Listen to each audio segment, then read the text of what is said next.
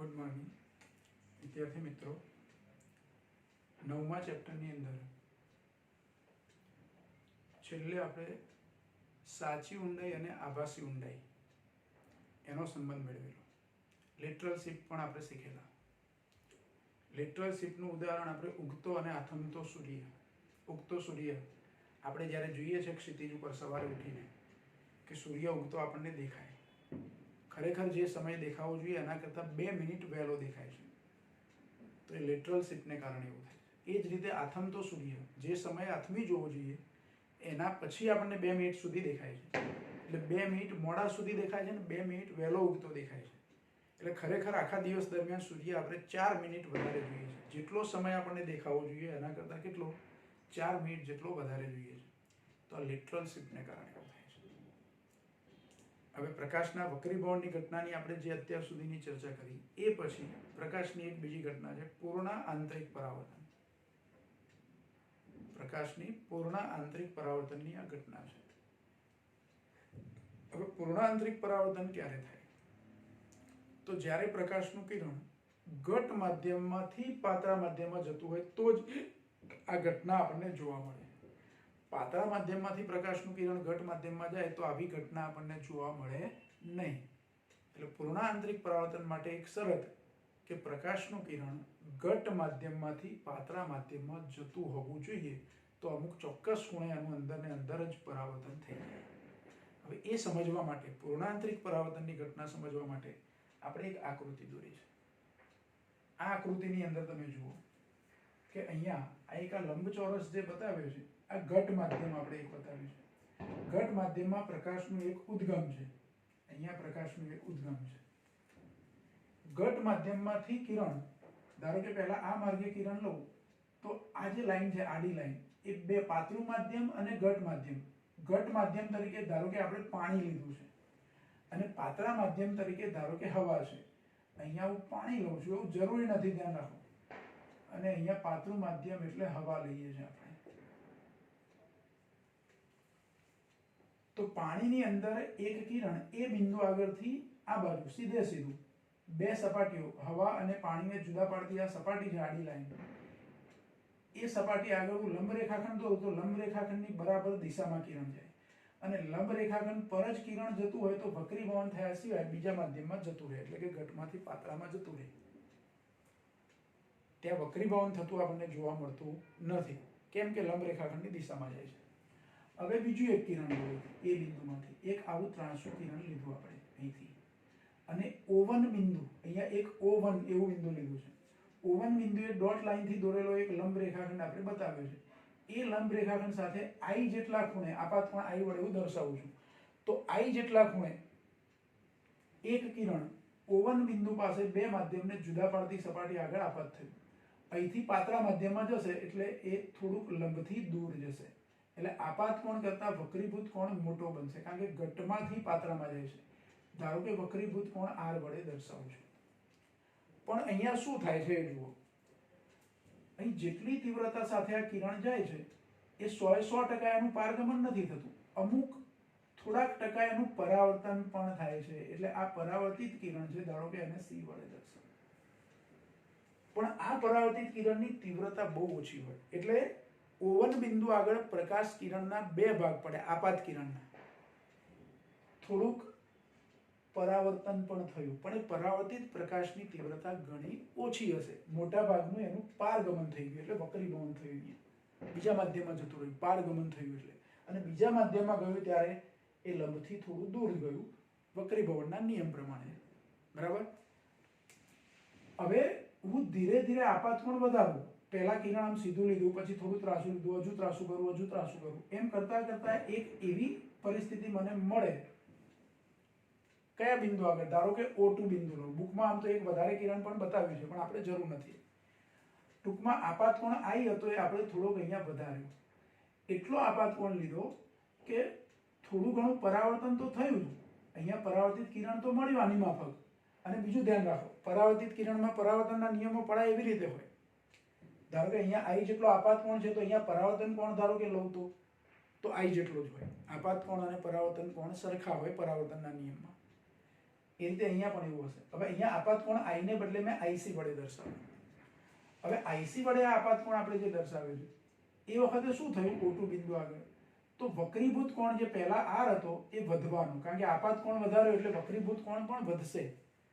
પણ અહીંયા આપણને વક્રીભૂત કોણ કેટલો મળે? 90 મળ્યો. 90 મળવાનો મતલબ શું કે વક્રીભૂત કિરણ આમ બહાર બીજા માધ્યમમાં જવાને બદલે આ સપાટી બે માધ્યમને જુદા પાડતી સપાટી આગળ જ એ સપાટીને સમાંતર આમ આવી ગયું, સપાટીને સમાંતર જતું રહ્યું, જે પારગમન થયું તે એટલે વક્રીભવન થયું તે. તો એ વક્રીભૂત કિરણ છે એ બે માધ્યમને જુદા પાડતી સપાટીના સમાંતર થઈ ગયું, એટલે કે આ લંબ રેખાખંડ સાથે એનો 90 અંશનો ખૂણો બને. અને જે આપાત કોણ માટે વક્રીભૂત કોણ 90 નો બને તે આપાત કોણને આપેલા બે માધ્યમ માટે માધ્યમ 1 નો માધ્યમ 2 ની સાપેક્ષે ક્રાંતિ કોણ કહેવાય. એટલે IC અહીંયા શું થશે? ક્રાંતિ કોણ થશે. IC આકૃતિમાં આપણે જે IC દર્શાવ્યો એને શું કહેવાનું છે? આપણે ક્રાંતિ કોણ કહેવાનું છે. અને ક્રાંતિ કોણની વ્યાખ્યા આપવી હોય તો શું થાય? તો આપાત કોણના જે મૂલ્ય માટે વક્રીભૂત કોણ 90 અંશનો બને, આપાત કોણના જે મૂલ્ય માટે વક્રીભૂત કોણ 90 અંશનો બને તે આપાત કોણને આપેલા ઘટ માધ્યમનો પાતળા માધ્યમની સાપેક્ષે ક્રાંતિ કોણ કહેવાય. આ ક્રાંતિ કોણની વ્યાખ્યા થશે. જો લખીએ આપણે અહીંયા.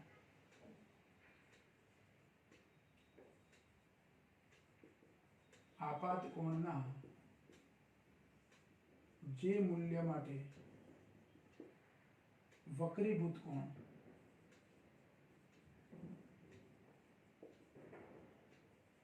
નેવું અંશનો થાય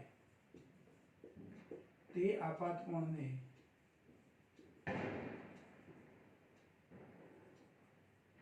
પાતળા માધ્યમની સાપેક્ષે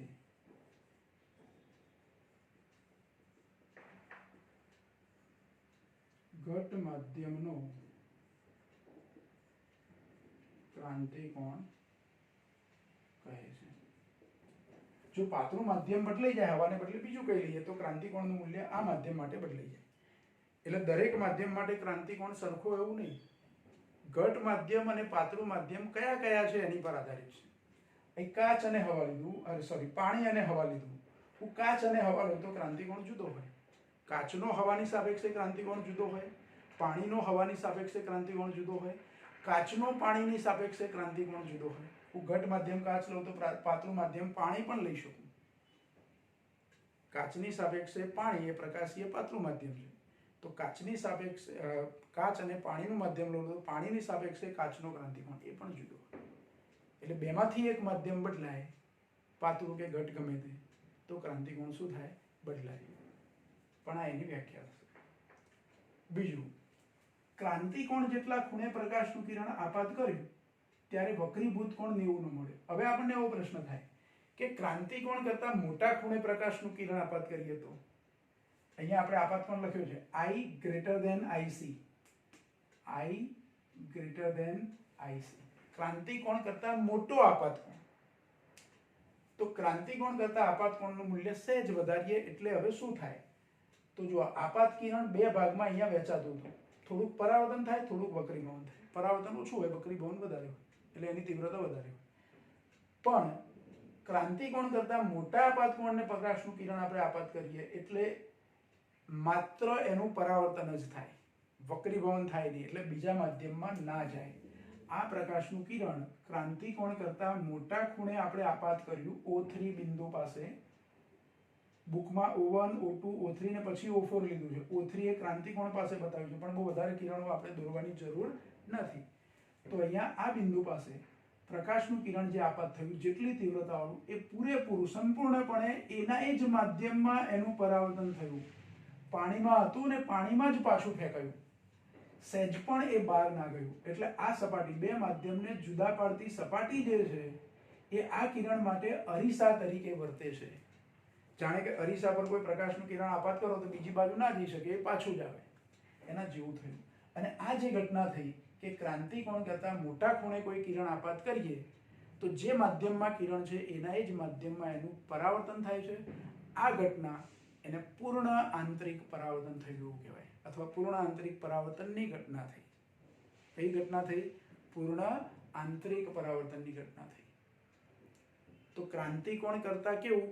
આપાત કોણનું મૂલ્ય ક્રાંતિકોણ કરતા સહેજ મોટું રાખવામાં આવે તો આપાત કિરણ છે એ એના એ જ માધ્યમમાં, જે માધ્યમમાં હતું તે જ માધ્યમની અંદર પૂરેપૂરું પરાવર્તન થાય છે એનું, અને આ ઘટના છે એને આપણે પૂર્ણ આંતરિક પરાવર્તન કહીએ છીએ.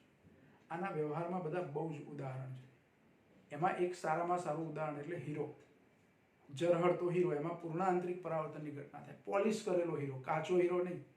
તમને ખબર હશે કે હીરા ઘસવાના કારખાના હોય છે, કારખાનાઓમાં હીરાને સરસ રીતે ઘસી અને એને પોલિશ કરવામાં આવે છે. તો હીરાને પોલિશ કરવામાં આવે છે એટલે થાય શું? તો એની પર અલગ અલગ સાઈડે એના અલગ અલગ સપાટીઓ બનાવવામાં આવે, સરસ રીતે ડિઝાઇન થાય એવી રીતે.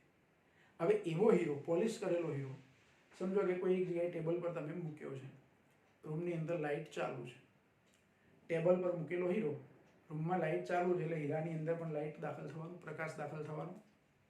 હવે લાઇટ એકદમ બંધ કરી દો તમે, તો એ રૂમની બીજી કોઈ વસ્તુ તમને નહીં દેખાય, હીરો દેખાશે.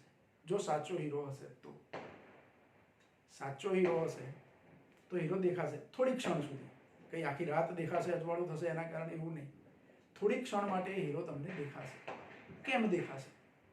તો જે વખતે લાઇટ ચાલુ હતી એ વખતે જે પ્રકાશ હીરામાં દાખલ થયો છે, તમે જેવી લાઇટ બંધ કરો એટલે થોડોક સમય સુધી એ પ્રકાશ અંદર ને અંદર પૂર્ણ આંતરિક પરાવર્તન થયા કરે છે. થોડું ઘણું લીકેજ પણ થતું હોય એટલે અમુક સમય સુધી એ હીરો તમને દેખાય ને પછી એ પ્રકાશ ઉર્જા ધીરે ધીરે લીક થઈ જાય એની સપાટીમાંથી, એટલે હીરો દેખાવાનો બંધ થઈ જાય. પણ જેવું લાઇટ બંધ કરો એટલે તરત જ આખા રૂમમાં તમને કોઈ વસ્તુ નહીં દેખાય, એ સિવાય એકલો હીરો જ દેખાશે, બીજી કોઈ વસ્તુ નહીં દેખાય સિવાય કે હીરો. તો એ હીરાની અંદર પૂર્ણ આંતરિક પરાવર્તનની ઘટના બની છે એટલે હીરો થોડોક સમય સુધી તમને ઝળહળતો દેખાય છે. જો સાચો હીરો નહીં હોય તો એમાં પૂર્ણ આંતરિક પરાવર્તનની ઘટના જેવી લાઇટ ચાલુ બંધ કરશો તમે એટલે તરત જ પૂરી થઈ જશે. પણ સાચો હીરો હશે, સાચો હીરો મતલબ કે એનો વક્રી ભવનાંક વધારે હોય, કાચ કરતાં હીરાનો વક્રી ભવનાંક વધારે હોય. સાદા કાચમાંથી હીરો બનાવે તો 1.5 થી 1.7 સુધી હોય વક્રી ભવનાંક, પણ હીરો હોય, અસલ હીરો હોય તો 2.42 જેટલો વક્રી ભવનાંક. અને જેટલો વક્રી ભવનાંક મોટો એટલું પૂર્ણ આંતરિક પરાવર્તન સારી રીતે થશે હવાની સાપેક્ષે. તો એ હીરાની અંદર એ હીરો થોડોક સમય સુધી આપણને જે ઝળહળતો દેખાય છે એનું કારણ છે પૂર્ણ આંતરિક પરાવર્તનની ઘટના. કોઈ વખતે એમસીક્યુમાં પ્રશ્ન આપણને પૂછી શકાય કે હીરો ઝળહળતો દેખાય છે, પ્રકાશની કઈ ઘટના જવાબદાર છે એના માટે? તો કઈ ઘટના જવાબદાર છે? પૂર્ણ આંતરિક પરાવર્તનની. બરાબર. તો અહીંયા પણ આપણે આ પૂર્ણ આંતરિક પરાવર્તનની ઘટના સમજ્યા. હવે એમાં એક સૂત્ર આપણે લખવું છે કે આપાત કોણ ક્રાંતિકોણ જેટલો રાખીએ ત્યારે વક્રીભૂત કોણ 90 નો થાય છે. તો આ બિંદુ પાસે જે બિંદુએ વક્રીભૂત કોણ 90 અંશનો થાય છે ત્યાં સ્નેલનો નિયમ વાપરીએ તો શું થાય? એટલે અહીંયા હું જો લખું છું આકૃતિમાં કયા બિંદુ પાસે? O2 બિંદુ પાસે. આ આપણું O2 બિંદુ છે. અહીંયા તમને કદાચ બરાબર દેખાતું નહીં હોય. અહીં જે બિંદુ છે આ બિંદુ એ O2 બિંદુ છે આપણું. કયું બિંદુ છે? O2. O2 એટલે ઓક્સિજન એવું નહીં, O1 O2 O3 એવી રીતે નંબર એ બુકમાં એવી રીતે નંબર આપ્યા છે એટલે આપણે લઈએ છીએ. બુકમાં આ 90 અંશનો ખૂણો છે ધ્યાન રાખો O3 બિંદુ પાસે બતાવ્યો છે, આપણે O2 બિંદુ પાસે બતાવ્યો. બુકમાં આપણે આ 3 કિરણો બતાવ્યા છે એને બદલે 4 આપાત કિરણો બતાવ્યા છે. બરાબર, ત્રાંસા કિરણો. પેલું સીધું તો ખરું છે. તો જો આકૃતિમાં દર્શાવ્યા પ્રમાણે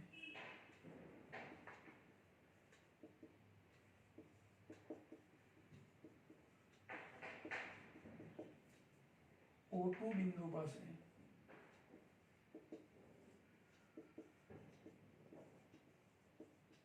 સ્નેલનો નિયમ વાપરતા.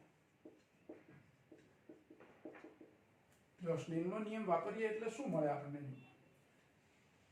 ઘટ માધ્યમ છે પણ એનો વક્રી ભવનાંક આપણે n1 લીધો છે અને ત્યાં આપાત કોણ IC છે. n1 sin θ1 ને બદલે મારે શું લેવાનું છે? IC લેવાનું છે. એટલે સ્નેલના નિયમ પ્રમાણે n1 sin θ1 ને બદલે શું લખવાના? IC એટલે ક્રાંતિકોણ. જો ઘણી વખતે sin C આવું પણ લખેલું હોય છે. C એટલે ક્રાંતિકોણ. અહીંયા મેં C બતાવ્યું છે ને પરાવર્તિત કિરણ બતાવ્યું છે C વડે, એની વાત નથી. અહીં આપાત કોણ છે ઘણી વખતે C વડે દર્શાવે છે અથવા IC વડે પણ દર્શાવે. અહીંયા આપણને IC વડે દર્શાવે છે, પણ કોઈ જગ્યાએ તમને આપાત કોણ એટલે કે જે ક્રાંતિકોણ જેટલો છે તે આપાત કોણ કેપિટલ સી વડે દર્શાવ્યા હોય તો ગભરાવાનું નહીં, એ ક્રાંતિકોણ જ છે. અહીંયા આપણે ક્રાંતિકોણ આઈસી લખ્યો છે, બરાબર.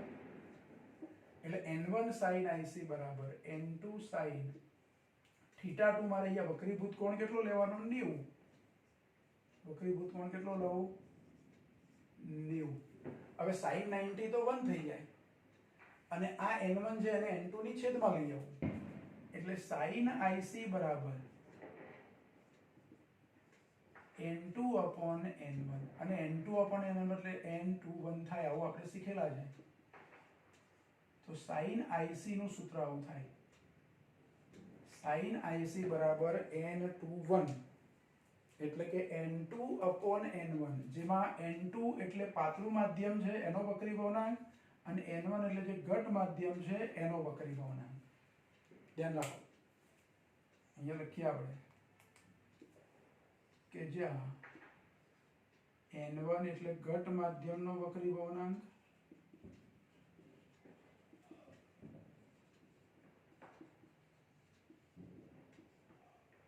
અને n2 એટલે પાતળા માધ્યમનો વક્રી ભવનાંક.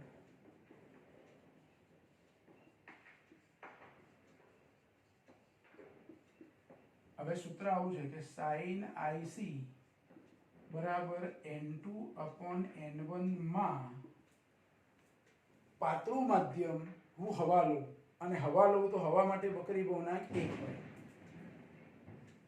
n2 બરાબર 1 કયા માધ્યમ માટે? હવા માટે.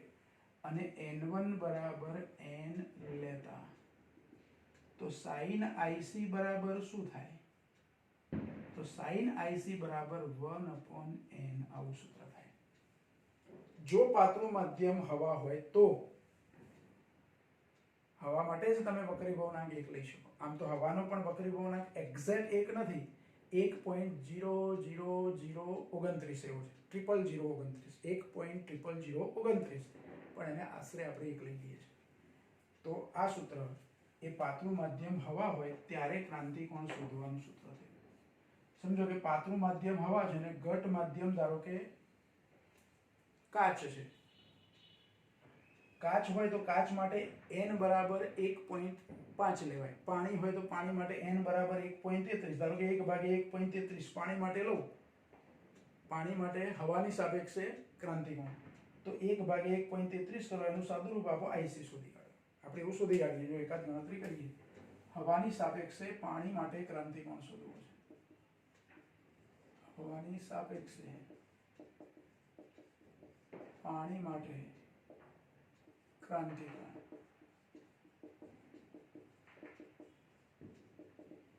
તો જો સૂત્ર શું લખાય? sin IC બરાબર 1 upon 1.33. એકચ્યુઅલી 1.33 એટલે 4/3 એટલે અહીંયા 3/4 થાય.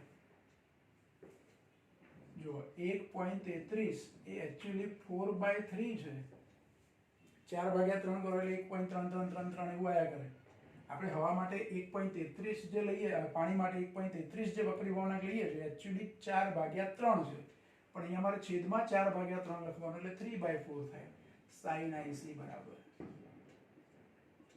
એટલે 0.75 થયું. આ 3/4 એટલે 4 માંથી 3 ભાગ, બરાબર. sin IC બરાબર. હવે નેચરલ સાઇન ની અંદર 0.75 માટેનો ખૂણો તમારે શોધી કાઢવાનો. આપણે શોધી કાઢીએ.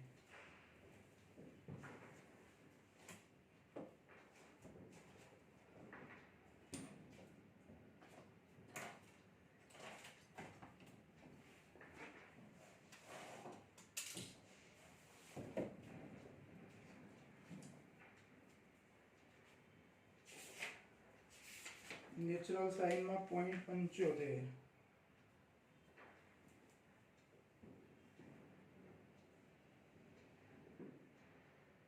48 ડિગ્રી 36 મિનિટ જેવું થાય છે આશરે. આશરે એટલે સહેજ જ ફરક છે. 48 ડિગ્રી 36 મિનિટ. 75.01 માટે આ મૂલ્ય છે એટલે 75.01 એટલે ચાલે, એકનો ડિફરન્સ છે એટલે, બરાબર. તો પાણી અને હવાનું માધ્યમ હોય એ વખતે આ ક્રાંતિકોણ મળ્યો આપણને. પાણી અને હવાનું માધ્યમ હોય, ઘટ માધ્યમ તરીકે પાણી અને પાતળું માધ્યમ હવા હોય, ત્યારે આઈસી આપણને કેટલો મળે છે? 48 ડિગ્રી 36 મિનિટ. હવે પાણીમાંથી જ્યારે પ્રકાશનું કિરણ હવામાં જતું હોય અને 48 ડિગ્રી 36 મિનિટ કરતાં સહેજ વધારે ખૂણે, સહેજ મોટા ખૂણે આપાત કરીએ, 48 36 એટલે 48 40 એવું લઈ શકું. 2 મિનિટ વધારે દો, 1 મિનિટ વધારે દો તો એ ચાલે. તો 48 37 કરી દઉં ધારો કે આપાત ખૂણ, તો એનું પૂર્ણ આંતરિક પરાવર્તન થાય. શું થાય? પૂર્ણ આંતરિક પરાવર્તન થાય. એટલે આ પૂર્ણ આંતરિક પરાવર્તનની ઘટના થઈ. હીરામાં એ ઘટના આપણને જોવા મળે. પૂર્ણ આંતરિક પરાવર્તનની ઘટનાનો આપણે બાયનોક્યુલરમાં ઉપયોગ કરીએ છીએ. પૂર્ણ આંતરિક પરાવર્તનની ઘટનાનો આપણે ઓપ્ટિકલ ફાઇબરમાં ઉપયોગ કરીએ છીએ. ઘણા બધા ઉપયોગો છે. અને ઓપ્ટિકલ ફાઇબરનો ઉપયોગ મેડિકલ સાયન્સમાં થાય છે. મેડિકલ ક્ષેત્રે આપણે એન્ડોસ્કોપી કરવાની હોય તો એમાં ઓપ્ટિકલ ફાઇબરનો ઉપયોગ થાય, શરીરના અંદરના અવયવોનું નિરીક્ષણ કરવા માટે. એના વિશે આપણે ચર્ચા કરવાની છે. પણ પહેલાં તમે આટલો પ્રશ્ન બરાબર ધ્યાનથી જોઈ લો, બુકમાં પણ વાંચી લો. અહીંયા આપણે સમજૂતી આપી એ પણ સમજી લો. બુકમાં અહીં સુધી સૂત્ર આપ્યું છે તમને. આવું સૂત્ર પણ હવાના માધ્યમની સાપેક્ષે લઈ શકાય. એક પાતળું માધ્યમ હવા હોય તો. આ ગણતરી તમને નથી આપી બુકમાં, પણ શોધવું હોય તો આવી રીતે ક્રાંતિકોણ તમે કોઈ પણ માધ્યમ માટે શોધી શકો. અહીંયા આપણે પાતળું માધ્યમ હવા લીધું, ઘટ માધ્યમ પાણી લીધું. ધારો કે પાતળું માધ્યમ પાણી હોય ને ઘટ માધ્યમ કાચ હોય તો અહીંયા પાણીનો વક્રી ભવનાંક લખવાનો, અહીંયા કાચનો વક્રી ભવનાંક લખવાનો, એનું સાદુરૂપ આપીને ખૂણો શોધી નાખવાનો. પાણીની સાપેક્ષે કાચનો ક્રાંતિકોણ મળ્યો. એ રીતે હવાની સાપેક્ષે કાચનો ક્રાંતિકોણ લેવો હોય તો અહીંયા 1 લેવાનું, અહીંયા 1.5 લેવાનું. જેટલા વક્રી ભવનાંક વાળો કાચ આપ્યો હોય તે વક્રી ભવનાંક લેવાનો. તો એના માટે પણ તમે ક્રાંતિકોણ શોધી શકો. બરાબર? તો પહેલો આટલો પ્રશ્ન બરાબર ધ્યાનથી તમે જોઈ લો.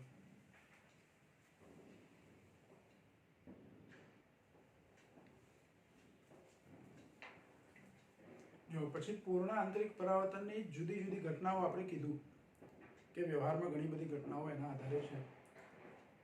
એનું સાદું આપણે ઘરે નિરીક્ષણ કરવું હોય તો કેવી રીતે કરી શકાય? પૂર્ણ આંતરિક પરાવર્તનની ઘટનાનું નિર્દેશન આપણે ઘેર જ કરવું છે. તો એના માટે એક લેસર લાઇટની જરૂર છે અને એક કાચના બીકરની જરૂર છે. લેસર લાઇટ તમે એક વાપરો, એક કાચનો બીકર લો. તો કાચના બીકરની અંદર તમારે પાણી ભરી દેવાનું. જો કેવી રીતે એનું નિર્દેશન કરશો?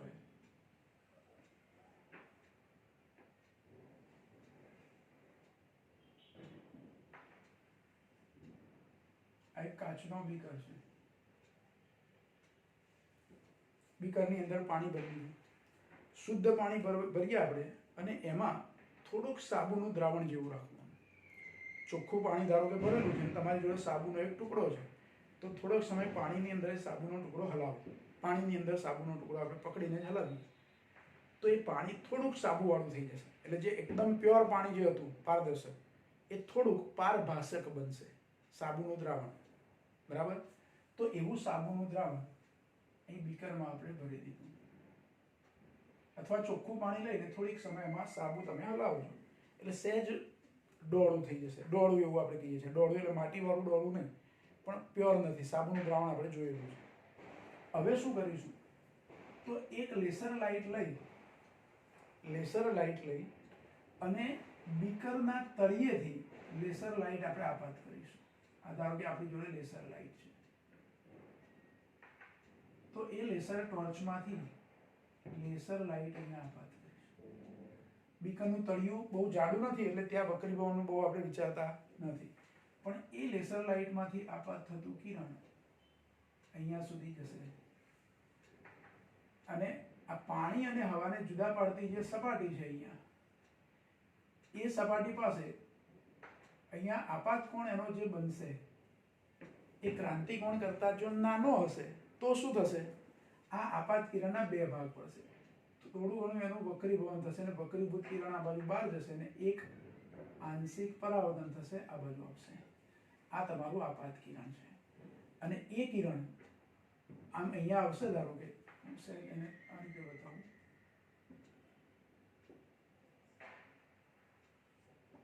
તો અહીં ટેબલ તમે ધારો કે રાખ્યું હશે કે કોઈ વસ્તુ રાખી હશે તો એની પર અહીંયા એક પ્રકાશ દેખાશે. અથવા બીકર આમાં હાથમાં પકડી, તમે બીકર આવી રીતે હાથમાં પકડ્યો છે, અહીંથી લાઇટ આપાત કરશો, તળિયું અહીંયા છે એનું, લાઇટ આપાત કરશો એટલે એક જમીન પર એક તમને ટપકું દેખાશે, પ્રકાશિત ટપકું. જમીન પર, સહેજ આપણે જમીન નીચે બતાવીએ, અહીંયા ધારો કે આ જમીન છે, તો અહીંથી આવતો પ્રકાશ અહીંયા એક ટપકું દેખાશે. જો રેડ કલરની તમારી લેસર લાઇટ હશે તો રેડ કલરનું એક ટપકું દેખાશે, એ ઝાંખું હશે. અને બીજું એક ટપકું અહીંથી આ પ્રકાશ જે ઉપર જાય, રૂમની છત હશે ત્યાં એક પ્રકાશ એક ટપકું દેખાશે અહીંથી ઉપર રૂમની છત પર. મેં લેસર લાઇટ ક્યાં આપાત કરી છે? તો બીકરના તળિયામાંથી એ પાણીમાં દાખલ થઈ, પાણીથી હવામાં જાય છે એટલે પાતળા ગઢમાંથી પાતળા માધ્યમમાં જાય. વક્રીભૂત કિરણ અહીંયા સીલિંગ પર એનું એક ટપકું દેખાશે અને અહીં જમીન પર પરાવર્તિત કિરણનું ટપકું દેખાશે. આની તીવ્રતા ઓછી હશે અને આની તીવ્રતા વધારે હશે. આ એક સામાન્ય નિર્દેશન થયું. હવે શું કરીશું આપણે કે લેસર લાઇટને થોડીક આમ ત્રાસી વધારે કરીશું, અહીંયા સહેજ સાઈડમાં લાવી અને આપાત કોણ આપણે વધારી દઈશું. અને આપાત કોણ વધારીને એટલો કરીશું કે એ ક્રાંતિ કોણ કરતાં સહેજ મોટો થાય. ધ્યાન રાખો, આપાત કોણનું મૂલ્ય ક્રાંતિ કોણ કરતાં સહેજ મોટું. આપણને કેવી રીતે ખબર પડે કે એ સાબુના દ્રાવણનો હવાની સાપેક્ષે ક્રાંતિ કોણ કેટલો છે? તો એવું કંઈ ગણવાનું હોતું નથી. આપણે ધીરે ધીરે આપાત કોણ ખાલી વધાર્યા જવાનું છે. કેટલો વધારવાનો છે એની ચિંતા કરવાની નથી. પણ ધારો કે થોડુંક વધારે અહીંથી ત્રાસું હું કિરણ લઈશ એટલે અહીંયા ધારો કે એ કિરણ આપાત થયું. આ આપાત બિંદુએ સપાટીને લંબ રેખા. આ ખૂણો જો ક્રાંતિ કોણ કરતાં મોટો થઈ જશે તો એ કિરણ પૂરેપૂરું આ માધ્યમમાં પરાવર્તન થશે અને જમીન પર અહીંયા ઘાટું ટપકું તમને જોવા મળશે. આ બાજુ સીલિંગ પર કોઈ ટપકું જોવા મળશે નહીં. એટલે આપાત કોણનું મૂલ્ય ધીરે ધીરે શું કરવાનું? વધારવાનું. તો ઘટ માધ્યમમાં જ એનું પરાવર્તન થશે અને પછી કાચમાંથી બહાર આવી જશે. પછી અહીંયા સહેજ વક્રીભવન થાય પણ એની બહુ ચિંતા કરવાની નહીં, આપણને તો અહીંયા દેખાશે. એટલે આટલા ભાગમાં પૂર્ણ આંતરિક પરાવર્તન થઈ ગયું. આ એનો એક સાદો પ્રયોગ થયો. ઘરે આપણે આવું નિર્દેશન કરી શકીએ. પણ પાવરફુલ લાઇટ જોઈએ એટલે સાદા બલ્બની લાઇટ એનું એક જ કિરણ તમે નહીં લઈ શકો. એટલે લેસર લાઇટ હોય તો વધારે સારી રીતે તમે આનું નિર્દેશન કરી શકો. બીજું, આ તો ઘરે નિર્દેશન કરવાની વાત થઈ. વ્યવહારમાં જે ઘટનાઓ આપણને જોવા મળે છે પૂર્ણ આંતરિક પરાવર્તનની, એમાં એક ઘટના છે મૃગજળની ઘટના અથવા મરીચિકા, જે 10મા ધોરણમાં પ્રકાશના ચેપ્ટરમાં ભણ્યા હશો. કઈ ઘટના? મૃગજળ અથવા એને મરીચિકા કહેવાય, અંગ્રેજીમાં એને મિરાજ કહેવાય. જો આ ઘટના વિશે આપણને બધાને ખબર છે.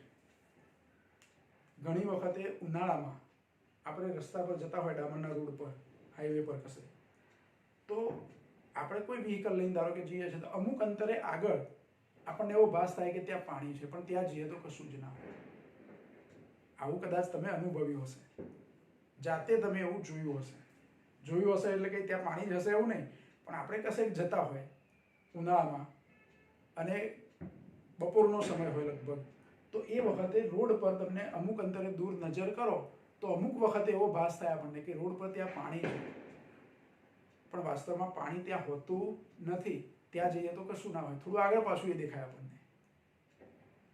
રણ પ્રદેશમાં પણ આ ઘટના આપણને જોવા મળે કે રણ પ્રદેશમાં તમે ધારો કે ચાલતા જતા હોય બપોરના સમયે, તો જે જગ્યાએ તમે છો એનાથી થોડેક દૂર તમને પાણી છે એવો ભાસ થાય. પાછા ત્યાં જાઓ એટલે પાણી ના હોય તે આગળ તમને દેખાય. અને મૃગજળ એવું નામ આપવાનું કારણ આ છે કે આભાસી જળ છે, વાસ્તવમાં જળ જેવું કશું હોતું નથી. અને એને આપણે વિજ્ઞાનની ભાષામાં મરીચિકા એવું કહીએ છીએ, અંગ્રેજીમાં એને મિરાજ કહેવાય. તો આ ઘટના જે આપણને પાણી જેવો ભાસ થાય છે, એ જે ઘટના છે એના માટે પણ પૂર્ણ આંતરિક પરાવર્તનની ઘટના જવાબદાર છે. અને જે જગ્યાએ પાણી જેવો ભાસ થાય એની નજીકમાં જો ઝાડ હોય, જેટલા વિસ્તારમાં પાણી દેખાય એની કિનારી પર, તો એ ઝાડનું પ્રતિબિંબ પણ તમે એ જ્યાં પાણી દેખાય છે એવી જગ્યાએ ઝાડનું પ્રતિબિંબ પણ જોઈ શકો. જાણે કે તળાવના કિનારે ઝાડ હોય ને તળાવના કિનારે ઝાડનું પ્રતિબિંબ તમને તળાવના પાણીમાં દેખાતું હોય એવો ભાસ થાય. તો આ ઘટના કઈ છે? મરીચિકાની ઘટના છે. બરાબર. જો એમાં શું હોય ખરેખર, ધારો કે આ જમીન છે, અહીંયા એક ઝાડ છે,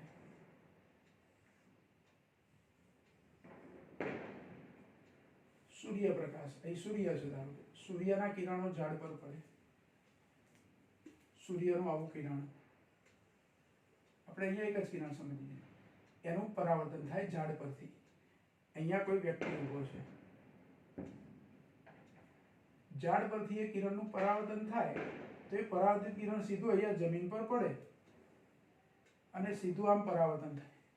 પણ અહીંયા ગરમીના સમયમાં જે હવા હોય એને કારણે આ જમીનની સપાટી ગરમ હશે, એટલે જમીનની સપાટીની નજીકની જે હવા હશે એ ગરમ હશે, એની સાપેક્ષે એની ઉપરની હવા થોડીક ઠંડી હશે। અહીંયા જે ઉપરની હવા છે એ પ્રમાણમાં ઠંડી હશે, એટલે ગરમ હવા પાતળી હોય ને ઠંડી હવા એનો વક્રીભવનાંક થોડોક વધારે હોય, ગરમ હવાનો વક્રીભવનાંક ઓછો હોય। તો ઝાડ પરથી પરાવર્તિત થતું કિરણ ઘટમાંથી પાતળા માધ્યમમાં જાય છે અને એ માધ્યમનો વક્રીભવનાંક સતત બદલાય છે, એટલે આવી રીતે પ્રકાશનું કિરણ આપણા સુધી પહોંચે છે। કદાચ જમીન પર પહોંચે તો પણ જમીનથી આવી રીતે આપણી આંખ સુધી પહોંચે છે બધા કિરણો, સતત વક્રીભવન કહેવાય એને। આમ થઈને આમ એવી રીતે નહીં, પણ સતત વક્રીભવન થયું। હવે અહીંયા ધારો કે આ એક કિરણ અહીંયા ઝાડની ટોચમાંથી આવતું આ કિરણ મારી આંખમાં પ્રવેશ્યું, તો મારે સીધી આમ નજર કરું તો મારી આંખમાંથી જતું એક સીધું કિરણ અહીંયા હું લઈ શકું અને અહીંયા ધારો કે ઝાડનું પ્રતિબિંબ હોય એવું મને ભાસ થાય। મને એવું દેખાય કે એ ઝાડનું પ્રતિબિંબ, ને ઝાડનું પ્રતિબિંબ ક્યારે દેખાય? પાણી જેવી કોઈ વસ્તુ હોય ત્યારે। એટલે અહીંયા મને જાણે કે એવું લાગશે કે પાણી ભરાયેલું છે અને એ પાણીની અંદર આ ઝાડનું પ્રતિબિંબ દેખાય છે, પણ હું અહીંથી ધારો કે ત્યાં પહોંચી જાઉં તો કશું પાણી જેવું કશું હોતું નથી, એકલું ઝાડ જ હોય। તો આ થઈ પૂર્ણ આંતરિક પરાવર્તનની ઘટના, એનું ઉદાહરણ થયું મરીચિકાની ઘટના। બરાબર, આ એક ઘટના થઈ। બીજું, પ્રિઝમની મદદથી પણ પૂર્ણ આંતરિક પરાવર્તન મેળવી અને એનો યોગ્ય રીતે આપણે ઉપયોગ કરી શકીએ છીએ। તમે દૂરબીન જેને આપણે કહીએ છીએ કદાચ જોયું હશે, જેને બાયનોક્યુલર કહેવાય। દૂરબીન એટલે પેલું ટેલિસ્કોપ વાળી વાત નથી। દૂરબીન એટલે બે આંખથી આપણે જોઈએ છે, બે હાથમાં પકડીને દૂરબીન બે આંખથી જોઈએ। તમે સ્ટેડિયમની અંદર ક્રિકેટ મેચ જોવા ગયા હોય તો આપણો નંબર બહુ જ પાછળ આવ્યો હોય તો મેચ રમતા ખેલાડી આપણને એનો ચહેરો ના દેખાય, પણ આપણી જોડે બાયનોક્યુલર હોય તો એ જ ખેલાડી આપણને બહુ નજીક દેખાશે, પણ સીધા દેખાય છે, ઊંધા દેખાતા નથી। તો બાયનોક્યુલરની અંદર પ્રિઝમનો યોગ્ય રીતે ઉપયોગ કરી દૂરની વસ્તુ તમે નજીક હોય એવો જોઈ શકો છો। તો એ પ્રિઝમની અંદર પણ પૂર્ણ આંતરિક પરાવર્તનની ઘટનાનો ઉપયોગ થતો હોય છે। જેવી રીતે એનો ઉપયોગ કરવો હોય તે આપણે કરી શકીએ છીએ, પણ વાસ્તવમાં એમાં પૂર્ણ આંતરિક પરાવર્તનની ઘટનાનો એનો ઉપયોગ થાય છે। તો એ પણ આકૃતિ દોરીને આપણને આપેલી છે માહિતી, બરાબર, કે પ્રિઝમથી કેવી રીતે પૂર્ણ આંતરિક પરાવર્તનથી, જો એમાં પ્રિઝમને યોગ્ય રીતે ગોઠવીને, કાટકોણ પ્રિઝમ લેવાય પાછો, એમાં કાટકોણ પ્રિઝમને યોગ્ય રીતે ગોઠવી ઊંધું પ્રતિબિંબ મેળવવું હોય તો એ મેળવી શકાય, ચત્તું પ્રતિબિંબ મેળવવું હોય તો એ મેળવી શકાય, અને 90ના ખૂણે પ્રતિબિંબ મેળવવું હોય તો એ મેળવી શકાય। તો બાયનોક્યુલરની અંદર યોગ્ય રીતે પ્રિઝમનો ઉપયોગ કરી દૂરની વસ્તુઓ ચત્તી અને ખૂબ જ નજીક આપણે જોઈ શકીએ છીએ। એટલે ક્રિકેટ મેચની અંદર તમે ક્રિકેટના ખેલાડીઓને જેટલા નજીક તમારા ખરેખર સ્ટેડિયમમાં પાછળ આપણો નંબર હોય, પાછળની લાઈનમાં મોટું સ્ટેડિયમ હોય તો વ્યવસ્થિત આપણને દેખાતું નથી, કદાચ તમે અનુભવ કર્યો હોય તો, પણ એ જ રમતા ખેલાડીઓને તમે બાયનોક્યુલરથી નજીક જોઈ શકો છો। તો એમાં પ્રિઝમનો ઉપયોગ યોગ્ય રીતે કરેલો છે। બીજું એક અગત્યનું ઉદાહરણ છે ઓપ્ટિકલ ફાઇબર। આના પર ટૂંક નોટ લખવાનો પ્રશ્ન તમને પૂછી શકાય।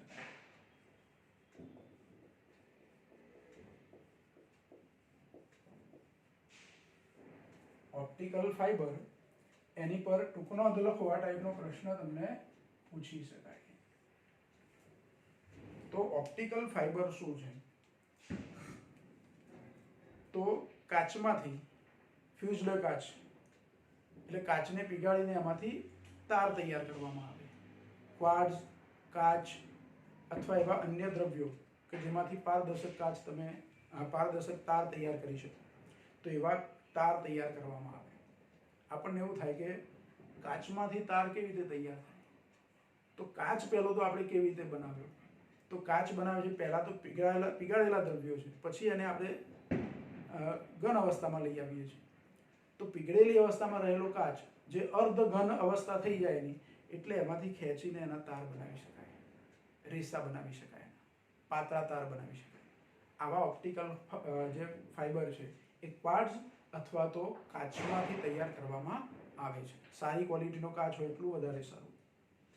હવે આ જે ઓપ્ટિકલ ફાઇબર આપણે તૈયાર કરીએ એ ઓપ્ટિકલ ફાઇબર એનો જે તાર તૈયાર કર્યો એની બહારનું દ્રવ્ય એટલે બહારનો ભાગ એ હવા છે અને એક માધ્યમ કાચ છે. એટલે એ કાચ એ ઘટ માધ્યમ તરીકે વર્તે, એને કોર અથવા એનો ગર્ભ ભાગ કહેવાય. અને બહારનું આવરણ એને ક્લેડિંગ કહેવાય, જેનો વક્રીભવનાંક કાચ કરતાં ઓછો હોય. ક્લેડિંગ એટલે અત્યારે ધારો કે કાચ મારી જોડે ખુલ્લો છે તો બહારનું માધ્યમ હવા છે, પણ એની પર યોગ્ય પ્રકારનું પડ લગાવવામાં આવે છે.